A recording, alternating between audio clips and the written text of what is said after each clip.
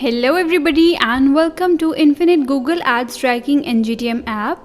In this video, we are going to discuss how to set up server-side tracking for Google Ads conversion, and for that you have to click on Setup.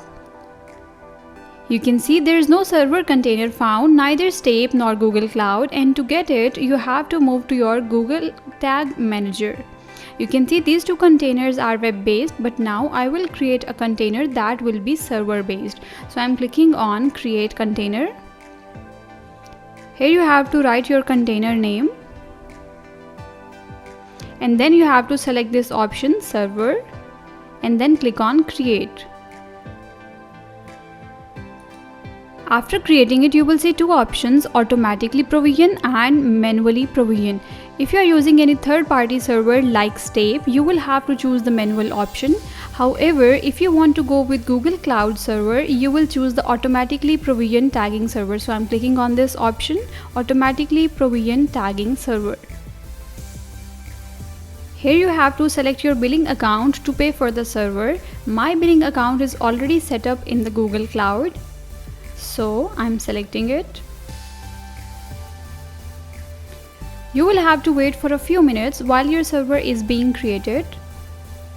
You can see our server is created and it's associated with Google Cloud. Now let's move back to the app. Click on Setup.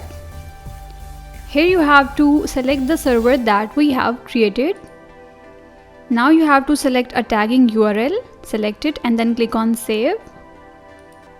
So now we are completely done with the server side setup, and if you want to edit it further, you can do so by clicking on Edit. Now let's move to the Google Tag Manager. Here is our server based container. I'm clicking on it. Here you have to click on Clients. You can see our Infinite Web Container client has been created. Now, if you want to check the preview, you will simply have to click on the web-based container as preview is displayed through browser side. So I'm clicking on the web-based container.